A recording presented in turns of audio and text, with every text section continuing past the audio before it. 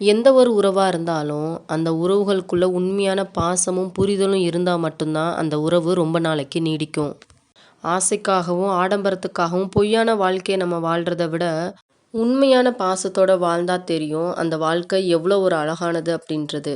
தேவைகளுக்காக பழகக்கூடிய உறவுகளுக்கு மத்தியில, எந்த ஒரு எதிர்பார்ப்புமே இல்லாம ஒரு உறவு நமக்காக இருக்குது அப்படின்னா, அப்படிப்பட்ட உறவ நம்ம மதிக்க கத்துக்கணும். உள்ளத உள்ளபடி நேர்மையா பேசி பாருங்களேன். எதிரிகளோட வரிசையில நீங்க தான் இடத்துல இருப்பீங்க. அதுவே ஆளுக்கு தகுந்த மாரி பேசி பார்த்தா தெரியும். உறவுகளோட வரிசையில நீங்க தான் இடத்துல இருப்பீங்க. பொதுவாவே நேர்மையானவங்க எங்க போனாலும் அவங்களுக்கு கஷ்டம் தான். ஏன்னா அவங்களுக்கு நடிக்கவும் தெரியாது. நடிக்கிறவங்களோட ஒத்துப்போகவும் முடியாது. அதனால தான் அவங்க பணத்த விட பகையவே அதிகமா சம்பாரிச்சுக்கிறாங்க. இந்த உலகத்துல எதுவும் யாருக்கும் நிரந்தரம் இல்ல. யாரும் யாருக்காகவும் பிறக்கல. அவங்கவங்க அவங்கவங்களோட வாழ்க்கைய வாழ்றதுக்காக தான் பிறந்திருக்காங்க அப்படின்ற ஒரு தெளிவு இருந்தா மட்டும் போதும். அடுத்தவங்க கிட்ட நமக்கான எதிர்பார்ப்புகள குறைச்சிட்டு, உறவுகள் கிட்ட ஒரு சரியான இடைவெளியோட நம்மளோட வாழ்க்கைய நம்ம அழகா வாழ்ந்துட்டு போயிரலாம். கவலைப்படாதீங்க. உங்கள நீங்களே தனிமைப்படுத்திக்காதீங்க. வாழ்க்கையில நீங்க சாதிக்க வேண்டியது இன்னும் எவ்வளவோ இருக்குது. தேவையில்லாத விஷயங்கள சிந்திச்சு உங்களோட நிம்மதிய நீங்களே இழந்துராதீங்க. இங்க ஒவ்வொருத்தரோட வாழ்க்கை பயணமும் ஒவ்வொரு மாதிரி. நம்ம வாழ்க்கையில எது நடக்கணும் அப்படின்னு இருக்குதோ, அது யார் தடுத்தாலும் நடந்தே தான் தீரும். அதனால நமக்கு நடக்கிற சில விஷயங்கள அதோட போக்குல விட்டுருங்க. காரணத்த தேடிக்கிட்டே இருக்காதீங்க.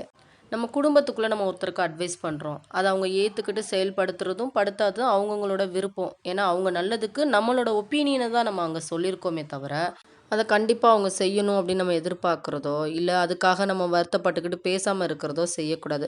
வாழ்க்கையில உங்களுக்கான விஷயங்கள்ல மட்டும் கவனத்த செலுத்துங்க. உங்களோட சந்தோஷம், நிம்மதி, மன அமைதிய கெடுக்கக்கூடிய விஷயங்கள் எதுவா இருந்தாலும், அதுக்கு உங்களோட சிந்தனைய நீங்க தராதீங்க.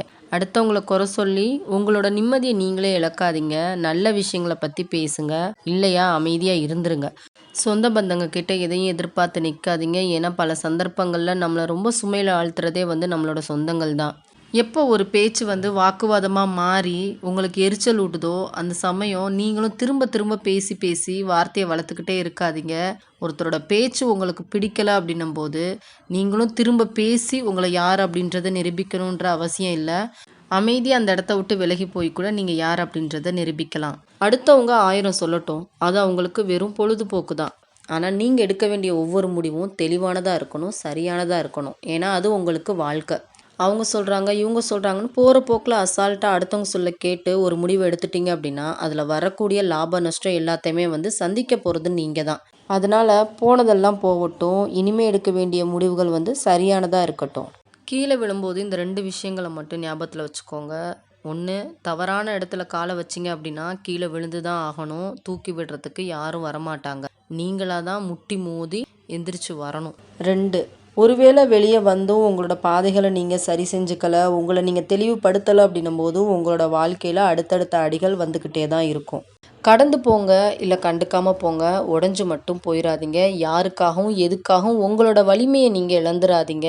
உங்களோட சுயமரியாதைய இழந்து எதையும் அடையணும் அப்படின்னு நினைக்காதீங்க. உங்களுக்கான விஷயங்கள் எல்லாமே காரணமே இல்லாம தாமதமாவுதே அப்படின்னு நினைச்சு வருத்தப்படாதீங்க. ஒவ்வொரு விஷயங்களும் காரணத்தோட தான் தாமதமாவுது அப்படின்றத நம்மள படைச்ச இறைவன் தீர்மானிச்சிருக்கான் அப்படின்றத உணர்ந்து நடந்துக்கோங்க. அழுறது அப்படின்றது ஒன்றும் தப்பான விஷயம் கிடையாது. நம்மள அழ வச்சு வேடிக்கை பார்க்கணும் அப்படின்னு நினைக்கிறவங்க முன்னாடி நம்ம அழுறோம் பாருங்களேன், அதுதான் இங்க தப்பு. மனசு ரொம்ப கவலையா இருக்குது. அழுதா கொஞ்சம் லேசாயிரும் அப்படின்னு உங்களுக்கு தோணுச்சுன்னா அழுதுருங்க. ஆனா அழுதுகிட்டு ஒரே இடத்துல முடங்கி போய் உட்காந்துராதீங்க. நீங்க ஒரு விஷயத்துல வெற்றி அடைஞ்சிட்டீங்க அப்படின்னா பணிவா இருங்க. தோல்வி அடைஞ்சிட்டீங்க அப்படின்னா தைரியமா இருங்க. வெற்றி அப்படின்றது நிரந்தரமும் கிடையாது. தோல்வி அப்படின்றது முடிவும் கிடையாது. ஒரு விஷயத்த நம்ம புரிஞ்சுக்கணும். தன்னால எதுவும் செய்ய முடியாதவன் தான் அடுத்தவன பார்த்து விமர்சனம் செஞ்சுக்கிட்டே இருப்பான். பொறாமப்பட்டுக்கிட்டே இருப்பான். முடியும் அப்படின்ற நம்பிக்கை உள்ளவன் என்ன பண்ணுவான்? எத்தனை தடவ தோத்தாலும் திரும்ப திரும்ப முயற்சி செஞ்சுக்கிட்டே தான் இருப்பான். தான் நினைச்ச வாழ்க்கை கிடைச்சிருச்சே அப்படின்ற சந்தோஷத்துல வாழ்றவங்க சில பேர். தான் நினைச்ச வாழ்க்கை கிடைக்கலையே அப்படின்னு துன்பத்தோட வாழ்றவங்க பல பேர். எது எப்படியோ தனக்கான வாழ்க்கைய வாழணும் அப்படின்ற எண்ணத்துல பல பேர். எப்படியாவது இவங்க முன்னாடி வாழ்ந்தே ஆகணுமே அப்படின்ற வைராக்கியத்தோட சில பேர்.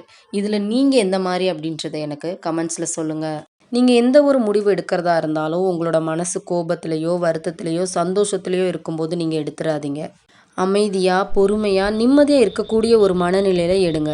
எவ்வளோக்கு எவ்வளோ நீங்க உங்களோட உணர்வுகள அடுத்தவங்க கிட்ட வெளிப்படுத்துறீங்களோ, அவ்வளோக்கு அவ்வளோ அடுத்தவங்க உங்கள காயப்படுத்துறதுக்கான வழிகள நீங்களே ஏற்படுத்தி குடுக்குறீங்கன்னு தான் அர்த்தம்.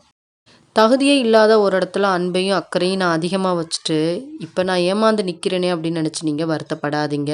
நல்ல வேளை இதோட நான் தப்பிச்சேன் அப்படின்னு நீங்கள் சந்தோஷமாகவே இருங்க. போன உறவு போனதாகவே இருக்கட்டும், நீங்கள் இழந்தது இழந்ததாகவே இருக்கட்டும். உண்மை இல்லாத இந்த மாதிரியான உறவுகள் கிட்ட நீங்கள் ஒட்டி வாழ்கிறத விட தனிமையில் தன்னம்பிக்கையோட தனிச்சு வாழ்கிறது எவ்வளவோ மேல். தினம் தினம் நம்ம செய்யக்கூடிய சின்ன சின்ன செலவுகளை கொஞ்சம் கவனத்தில் வைங்க. ஏன்னா பெரிய செலவு பெரிய தொகை அப்படின்னும்போது நம்ம யோசித்து பார்த்து தான் நம்ம செலவு செய்வோம். சின்ன தொகை சின்ன செலவுகள் அப்படின்னும்போது அது நமக்கு பெருசாக தெரியாது. ஆனால் நம்ம தொடர்ந்து செய்யக்கூடிய அந்த சின்ன சின்ன செலவுகளில் தான் நிறைய பணத்தை நம்ம இழந்திருப்போம். அதனால அதில் கொஞ்சம் கவனமாக இருங்க.